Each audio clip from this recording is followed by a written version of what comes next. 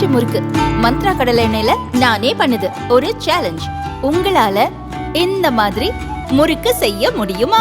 மந்த்ரா கடலை எண்ணெயில முறுக்கு செஞ்சு பாருங்க. ओके. आजच्या निकालाने हे स्पष्ट केलंय की संपूर्ण महाराष्ट्र हा नरेंद्र मोदीजींच्या पाठीशी आहे आणि मोदीजींनी जो नारा दिला होता एक है तो सेफ है, महाराष्ट्रातल्या सर्व समाजातल्या लोकांनी एकत्रित येऊन हा नारा यशस्वी केलेला आहे. सगळ्यांनी एकत्रित मतदान केलेलं आहे आणि विशेष आभार आमच्या लाडक्या बहिणींचे देखील आहेत की ज्यांनी आम्हाला खूप आशीर्वाद दिलेला आहे. यासोबत खऱ्या अर्थानं जो फेक नरेटिव्ह तयार करण्यात आला होता त्या फेक नरेटिव्हच्या विरोधात लढणाऱ्या ज्या वेगवेगळ्या संघटना आहेत राष्ट्रीय विचारांच्या, त्या संघटनांचा विजय आहे. आणि विशेषतः जे मतांचं ध्रुवीकरण करण्याचा प्रयत्न या महाराष्ट्रामध्ये महाविकास आघाडीने केला होता त्याच्या विरोधात लोकांमध्ये जनजागृती करणारे आमचे विविध पंथांचे जे संत आहेत त्यांचा देखील हा विजय आहे की ज्यांनी महाराष्ट्राला एक ठेवलाय. अशा सगळ्यांचा हा खऱ्या अर्थानं विजय आहे. गावामध्ये, पाड्यामध्ये, तांड्यामध्ये, वाडीमध्ये, वस्त्यांमध्ये सगळीकडे जाऊन ज्यांनी हा अलख जगवला त्यांचा विजय आहे. आणि खऱ्या अर्थानं महाराष्ट्रातले आमचे महायुतीचे जे लाखो कार्यकर्ते आहेत या कार्यकर्त्यांचा विजय आहे. माननीय मुख्यमंत्री एकनाथराव शिंदेजी, मी, अजितदादा, आमचे रामदास आठवलेजी, आमचे सगळे मित्रपक्ष, आमच्या एकजुटीचा हा विजय आहे. त्याच्यामुळे मला असं वाटतं की प्रचंड मोठा अशा प्रकारचा विजय आज मिळालेला आहे. या निमित्ताने मी निश्चितपणे आमच्या देशाचे गृहमंत्री अमितभाई शहा यांचे देखील मनापासून आभार मानतो की ज्यांनी या ठिकाणी महाराष्ट्रामध्ये येऊन आमच्या कार्यकर्त्यांमध्ये ऊर्जा भरली. आमचे राष्ट्रीय अध्यक्ष नड्डाजी असतील, आमचे राजनाथ सिंगजी असतील, नितीन गडकरीजी असतील, सगळ्या राष्ट्रीय नेतृत्वाने आम्हाला या ठिकाणी अतिशय चांगल्या प्रकारे मार्गदर्शन केलं. आमचे प्रभारी असतील या ठिकाणी आमच्या महाराष्ट्रामध्ये पियुषजी असतील, भूपेंद्रजी असतील, आमचे सगळे जेवढे या ठिकाणी आम्हाला मार्गदर्शन करत होते त्या सगळ्यांनी मला असं वाटतं की या विजयामध्ये हातभार लावलेला आहे. आणि निश्चितच महाराष्ट्राच्या जनतेपुढे आम्ही नतमस्तक आहोत. याच्यापेक्षा जास्त आज या ठिकाणी काही बोलताच येत नाही. अक्षरशः साष्टांग दंडवत महाराष्ट्राच्या जनतेला, ज्या महाराष्ट्राच्या जनतेने हे प्रेम दिलेलं आहे. आणि मला असं वाटतं की जो काही एक विषारी प्रचार सातत्याने झाला त्या प्रचाराला महाराष्ट्राच्या जनतेने आपल्या कृतीतून उत्तर दिलेलं आहे. आणि म्हणून अशा जनतेचा मी आभार मानतो ज्यांनी ही एकी दाखवली आहे, त्यांचा मी आभार मानतो. आणि मी सांगितलं होतं की आम्ही आधुनिक अभिमन्यू आहोत, आम्ही चक्रव्यूह तोडून दाखवू. तो चक्रव्यूह तुटलेला आहे आणि महाराष्ट्र मोदीजींच्या पाठीशी खंबीरपणे उभा आहे. आज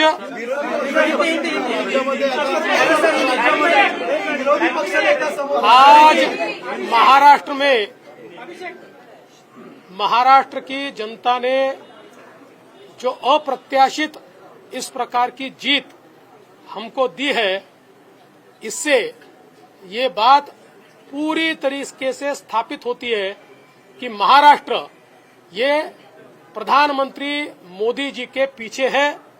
और मोदी जी ने जो नारा दिया था एक है तो सेफ है, इस नारे को यथार्थ में लाते हुए महाराष्ट्र के सभी समाज के सभी लोगों ने एकता दिखाते हुए महाराष्ट्र में मतदान किया है.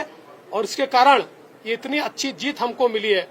मैं विशेष रूप से हमारे लाडली बहनों का, लाडले भाइयों का, लाडले किसानों का, सभी का बहुत आभार व्यक्त करना चाहता हूं. लाडली बहनों ने तो बहुत आशीर्वाद हमको दिया है जिसके कारण हम लोग निश्चित रूप से एक अच्छा विजय यहां पर संपन्न कर पाए. इसके साथ साथ लोकसभा में जिस फेक नैरेटिव को तैयार किया गया था और यहां पर जिन ताकतों ने अराजकता के माध्यम से फेक नैरेटिव को परकोलेट किया था, उनके खिलाफ लड़ने वाली सारी जो राष्ट्रीय ताकतें थी, जो राष्ट्रवादी विचारों की जितनी हमारी ताकतें थी, वो सारी ताकतों ने मैदान में उतरकर उस फेक नैरेटिव को समाप्त कर दिया।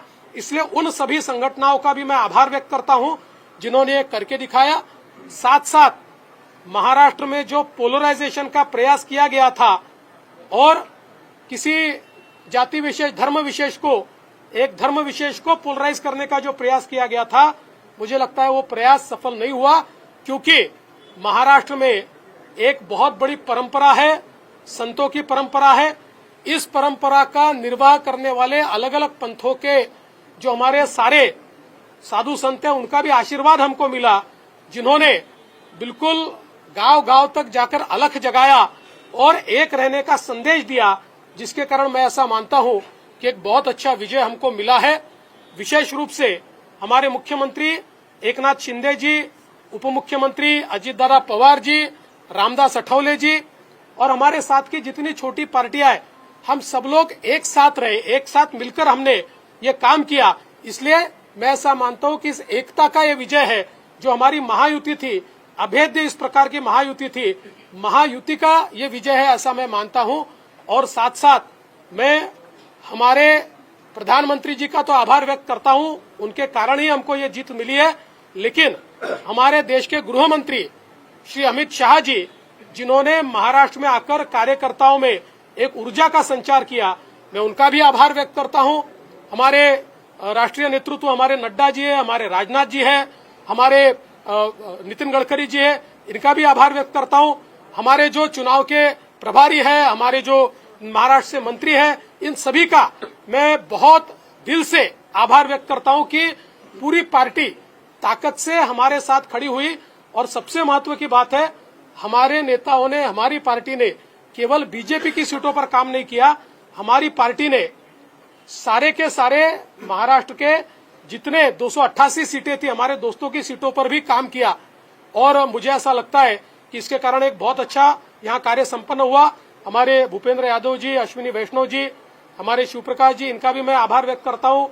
हमारे यहाँ पर जो हमारे सारे अलग अलग प्रांतों से भी जिन लोगों ने हमको मदद की, उनका भी मैं आभार व्यक्त करता हूँ। हमारे पीयूष जी का मैं आभार व्यक्त करता हूँ, हमारे शिवराज सिंह चौहान जी का भी मैं आभार व्यक्त करता हूँ। मुझे ऐसा लगता है कि एक प्रकार से सामूहिक रूप से हम लोग जब उतरे, तो ये सामूहिक ताकत एक ऐसी ताकत बनी जिसने दिखा दिया कि महाराष्ट्र ये मोदी जी के ही साथ है।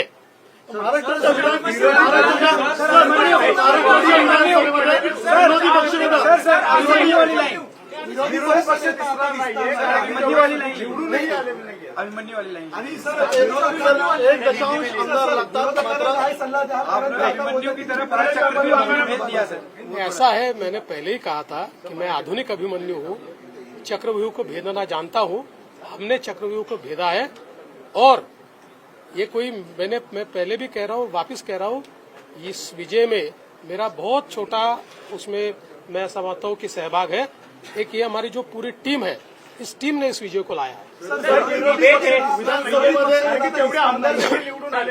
मला असं वाटतं की कुठल्याही लोकशाहीमध्ये एक चांगला विरोधी पक्ष असणं हे गरजेचं आहे।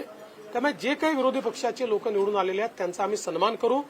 त्यांचा आवाज छोटा असो की मोठा असो, ते ज्या योग्य गोष्टी सांगतील त्या योग्य गोष्टींवर आम्ही त्यांना प्रतिसाद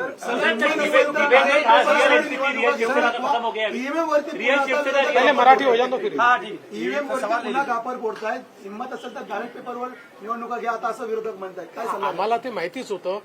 जर झारखंड मुक्ती मोर्चा जिंकला तर तिथलं ईव्हीएम टॅम्पर प्रूफ परफेक्ट, एकदम जनमताचा कौल, लोकशाहीचा विजय। आणि महाराष्ट्रामध्ये हे धाराशाही झाल्याबरोबर लोकशाही खतऱ्यात आलेली आहे, ईव्हीएम प्रॉब्लेम मध्ये आहे, ईव्हीएम टॅम्पर झालेला आहे।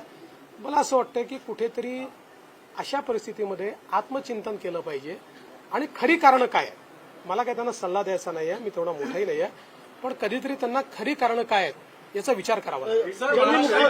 मुख्यमंत्री पदाची स्वप्न पाहिली असे राष्ट्रवादी आणि काँग्रेसमधल्या बड्या नेत्यांचं या विधानसभा निवडणुकीमध्ये पराभव झालेला आहे। असं लोकशाहीची हीच खरी मला असं वाटतं गंमत आहे की लोकशाहीमध्ये कोणाला जनता डोक्यावर घेईल आणि कोणाला जनता धाराशाही करेल हे सांगता येत नाही। या निवडणुकीने पुन्हा एकदा ते दाखवून दिलं. सवाल हे आहे सर, जितकं मोठ्या प्रमाणामध्ये यश मिळालेलं आहे, मागच्या वेळेस दातृत्व दाखवत भाजपाने एकनाथ शिंदेना सीएम पद दिलं. आता सगळ्या तुमच्या लोकांच्या अनेक राजकीय नेत्यांची बाईट्स येत आहेत की बाबा प्रतिक्रिया येत आहेत की भाजपाला आता यश मिळालं तर भाजपाने मुख्यमंत्रीपद घ्यायला हवं. साहेब, या बाबतीत माननीय अमितभाई शहांनी प्रेस कॉन्फरन्समध्ये क्लिअरली सांगितलेलं आहे, मुख्यमंत्रीपद हे कुठल्या निकषावर नाही. मुख्यमंत्रीपद तीनही पक्षाचे नेते एकत्रित बसून ठरवतील. एकनाथराव शिंदेजी त्यांच्या पक्षाचे राष्ट्रीय अध्यक्ष आहेत, अजितदादा त्यांच्या पक्षाचे राष्ट्रीय अध्यक्ष आहेत, आणि आमचे जे राष्ट्रीय अध्यक्ष आहेत त्यांना आमचं पार्लमेंटरी बोर्ड हे ऑथराईज करतं. ते बसून जो निर्णय घेतील तो निर्णय असेल. कुठलाही वाद नाहीये, कुठलाही विवाद नाही. बहुत सवाल खड़े हो रहे हैं क्योंकि आप लोग सबसे बड़ी पार्टी हैं, तो सीएम पद क्या बीजेपी ने खा देना? सीएम पद के ऊपर कोई भी विवाद यहाँ नहीं होने वाला, क्योंकि पहले दिन से ये तय है कि चुनाव जब संपन्न होगा तो चुनाव के बाद तीनों पार्टियां मिलकर इसको तय करेगी. हमारे नेता आदरणीय होम मिनिस्टर साहब ने प्रेस कॉन्फ्रेंस में ये बहुत स्पष्ट शब्दों में बताया है कि चुनाव के बाद तीनों पार्टियां बैठेगी और इसका निर्णय करेगी.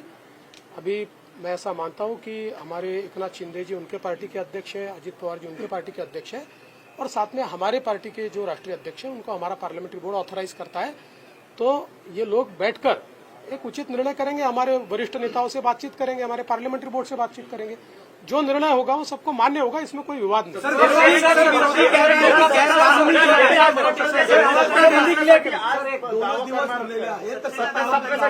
बाबा, आता पूर्ण रिझल्ट संपू द्या.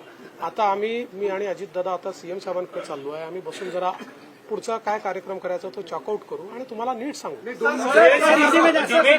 शिवसेना रियल एनसीपी वो भी एंड हो गया, ऐसा आपको लगता है? मुझे ऐसा लगता है कि एक प्रकार से लोगों ने अपना मैंडेट दे दिया. लोगों ने एकनाथ शिंदे जी को रियल शिवसेना के रूप में स्वीकार कर लिया है. बाला साहेब ठाकरे की हिंदू हृदय सम्राट शिवसेना प्रमुख बाला साहेब ठाकरे की जो शिवसेना है उसकी लेजिटिमसी ये एकनाथ शिंदे जी को मिली है, और जो मूल एनसीपी है उसकी लेजिटिमसी अजित पवार जी को मिली है.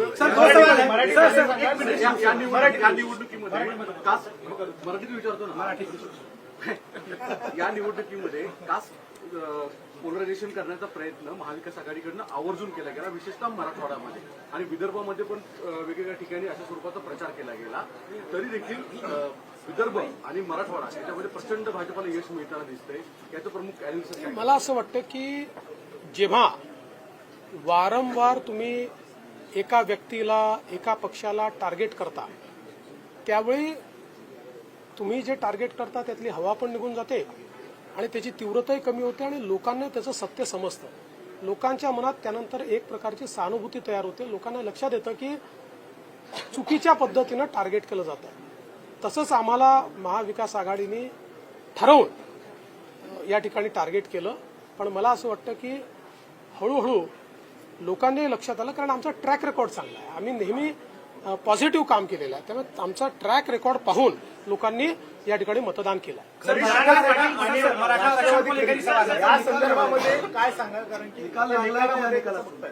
मला असं वाटतं की या निकालाने एक गोष्ट स्पष्ट केली आहे, हिंदू हृदय सम्राट शिवसेना प्रमुख बाळासाहेब ठाकरे यांची शिवसेना ही एकनाथराव शिंदेजींची शिवसेना आहे, किंवा एकनाथराव शिंदेजी ज्या शिवसेनेचे प्रमुख आहेत तीच शिवसेना ही आता या ठिकाणी हिंदू हृदय सम्राट शिवसेना प्रमुख बाळासाहेब ठाकरेंची आहे. त्याची लेजिटिमसी जी आहे ती आता एकनाथराव शिंदेजींकडे आलेली आहे. आणि तशीच राष्ट्रवादी काँग्रेसची लेजिटिमसी जनतेनं अजितदादा पवारांना दिलेली आहे.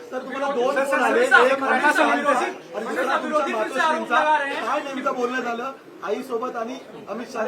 आईचा तर फक्त आशीर्वाद घेतलाय, आईने आशीर्वाद दिलाय आणि अमितभाईंनी खूप आनंद व्यक्त केला आणि अमितभाईंनी या ठिकाणी आमचं अभिनंदन देखील केलं. मराठा आरक्षण को लेकर बड़ा मुद्दा बना, इसके बावजूद आपकी पार्टी बड़ी जीत यहाँ पर हासिल करी.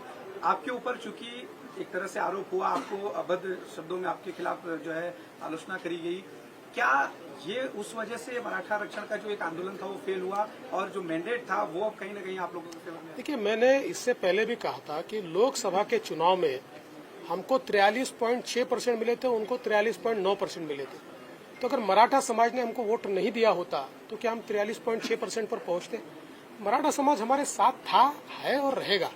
ओबीसी समाज हमारे साथ था, है और रहेगा। सारे समाज। आज आप जब इसको डिसाइफर करेंगे, जब आप इसका विश्लेषण करेंगे तो आपके ध्यान में आएगा कि सब समाज हमारे साथ में। देखिए, हर समाज की अपनी इच्छाएं होती है, आकांक्षाएं होती है, लेकिन उनको ये भी पता होता है कि अपनी आकांक्षाएं पूर्ण करने के लिए प्रामाणिकता से काम कौन कर सकता है। तो लोगों का विश्वास हम पर। तर 2019ला मला आठवतं की वर्षावर एक प्रेस झाली होती आणि त्यानंतर शरद पवारांनी तेल लावलेला पैलवान हे वाक्य बोललं होतं आणि तुमचं आलेलं माइंडेड गव्हर्नमेंट पाडलं गेलं होतं कालांतराने। त्याचा तुम्ही प्रतिबदला घेतलाय का आता?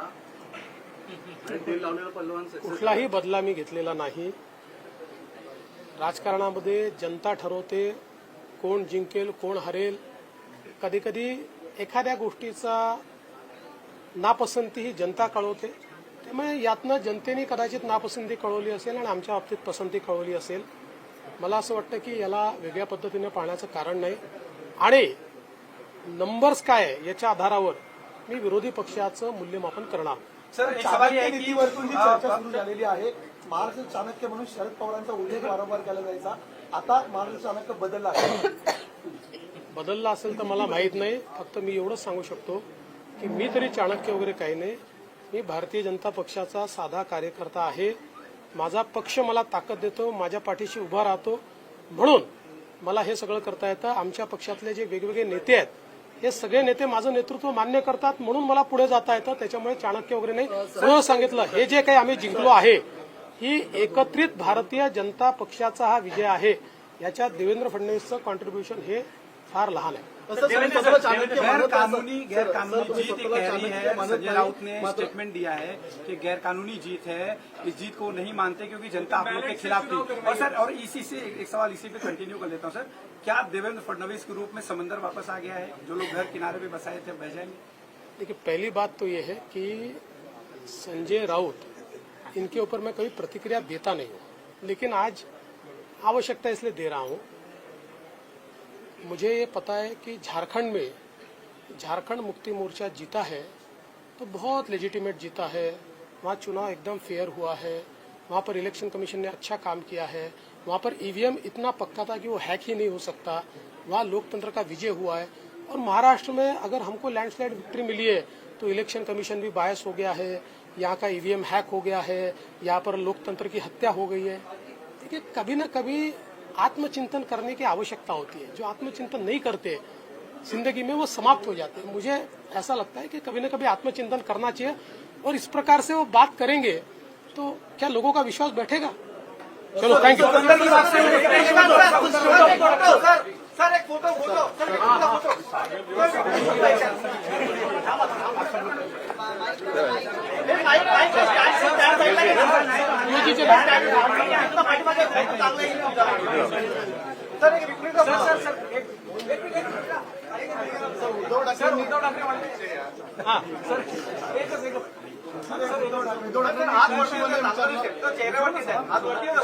असं आहे का? सर, एक मिनिट सर, उद्धव ठाकरेंनी खुनशीपणे म्हटलं होतं, एकतर तू राहशील किंवा मी तरी राहील या निवडणुकीमध्ये, काय उत्तर द्याल त्यांना? ते मी त्याच वेळेस उत्तर दिलं होतं की तुम्ही राहाल आणि मी राहील। राजकारणामध्ये कोणीच कोणाला संपवू शकत नाही। जनता तुम्हाला कमी अधिक करते, त्याच्यामुळे मी आहे आणि तेही आहे। Thank you sir, thank you. समंदर वाला जवाब नहीं दिया सर आपने। समंदर वाला जवाब। समंदर सर, क्या देवेंद्र फडणवीस के रूप में वापस आ गया है और जो अगल बगल में वो बह जाएंगे? बड़ी चर्चा सर आपके इस बयान। देखिए, समंदर 2022 में ही वापिस आ गया। अभी हम सब लोग मिलकर यहाँ पर सरकार स्थापन करने वाले हैं, इसलिए मुझे लगता है कि कोई अब इसमें बहुत शेरो शायरी करने की आवश्यकता नाही आहे। मैं एक गोष्ट मला या निमित्ताने सांगायची आहे, जी निश्चितपणे सांगितली पाहिजे की आमचे अध्यक्ष चंद्रशेखर बावनकुळे यांच्या नेतृत्वात गेल्या 2 वर्षात पार्टीने खालपर्यंत जे कार्यक्रम राबवले त्यामुळे पूर्ण पार्टी जिवंत झाली आणि पार्टीच्या कार्यकर्त्यांनी ही निवडणूक अंगावर घेतली। आणि म्हणून मी बावनकुळे जी आणि आमच्या पार्टीच्या कार्यकर्त्यांचे मनापासून आभार मानतो। मैं हमारे अध्यक्ष चंद्रशेखर बावनकुळे जी और पार्टी के सभी कार्यकर्ताओं का आभार व्यक्त करना चाहता हूं। इन कार्यकर्ताओं ने हमारे बावनकुळे जी के नेतृत्व में पिछले 2 साल लगातार नीचे तक जाकर पार्टी को प्रस्थापित किया, पार्टी के कार्यक्रम उन्होंने वहां पर संपन्न किए और उसके कारण पार्टी में एक नई जान आई।